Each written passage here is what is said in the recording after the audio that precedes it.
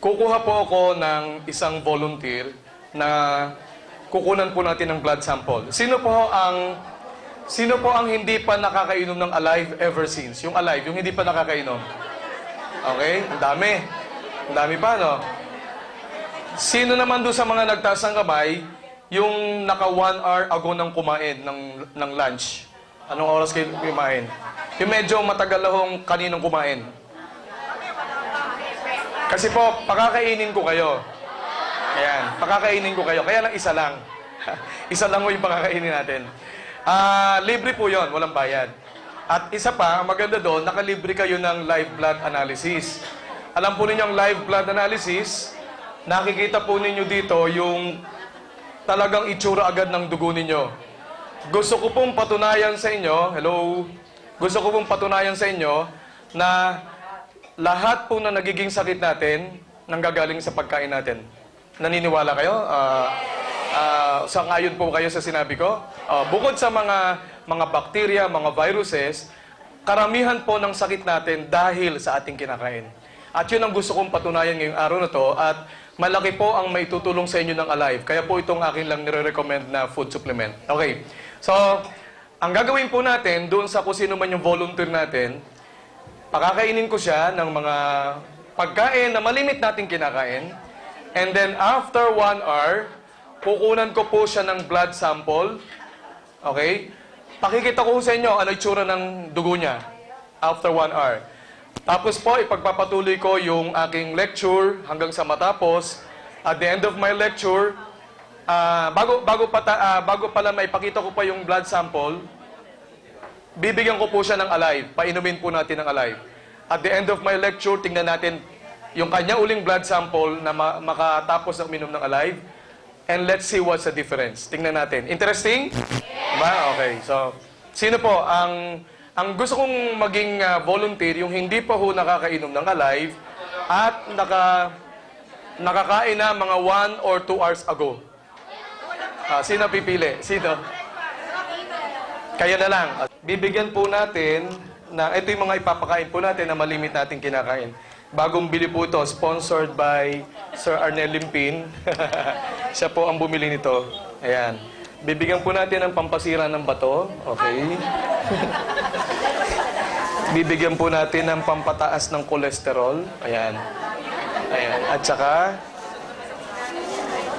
French fries. Bibigyan natin ng French fries. Sino mahilig sa French fries? Taas ang kamay. Ayan, ako. Ang dami ko na magiging pasyente.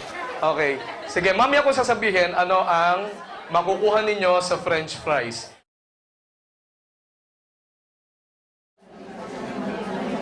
Ganda ko lang po.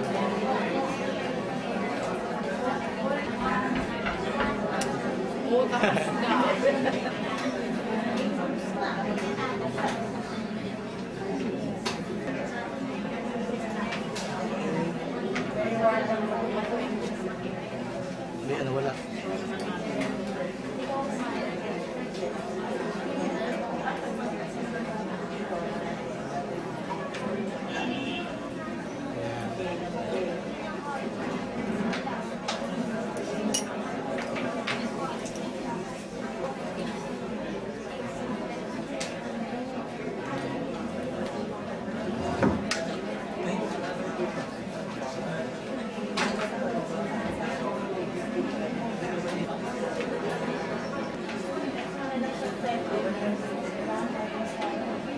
Nakita niyo yung mga red blood cells, dikit-dikit siya.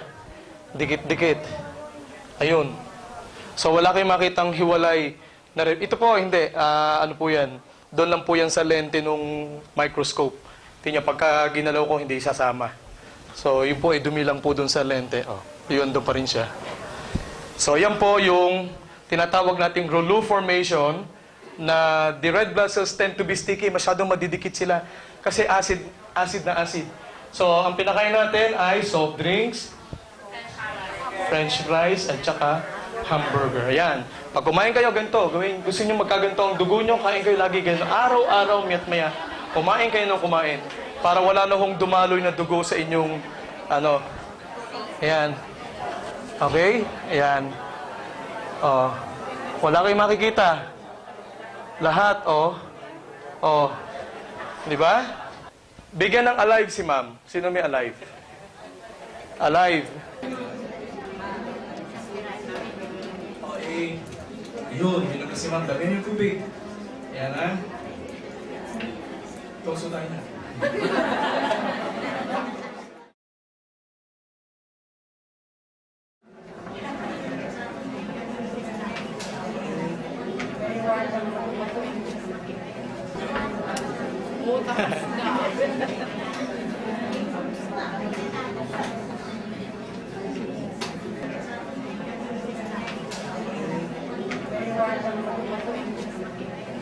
Hindi, ano wala.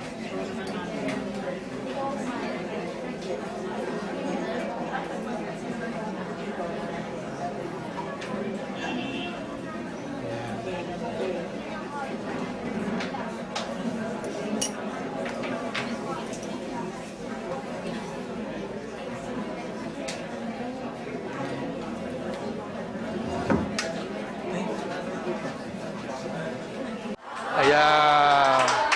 Hiwalay na po siya. See? Oh. Ayan. Kita niyo, buhay na buhay ang mga red blood cells niya. Hiwa-hiwalay na po. At malulusog na, masisigla na sila. Gumagalaw, nagsuswim na po sila dun sa plasma ng pasyente. Kita po ninyo? Ayan, ganyan dapat ang red blood cells nyo. Hindi lang yun ang makita ang pulang-pula kasi po, gawa ng LCD natin, yung resolution. Pero pag makita nyo sa television ito, kung ang gagamitin natin television, kita nyo red na red yan. Pero you see, ang tsura, ayan, no? Ayan, gumagalaw pa sila, malusog, alive na alive.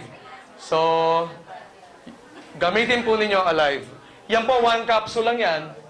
1 capsule. What more if you take 1 to 3 capsules a day, you maintain, ang ganda po ng inyong red blood cells. Malusog na malusog sila. Kita niyo pagkakaiba kanina, dikit-dikit, di ba? O ngayon, hiwa-hiwalay na siya.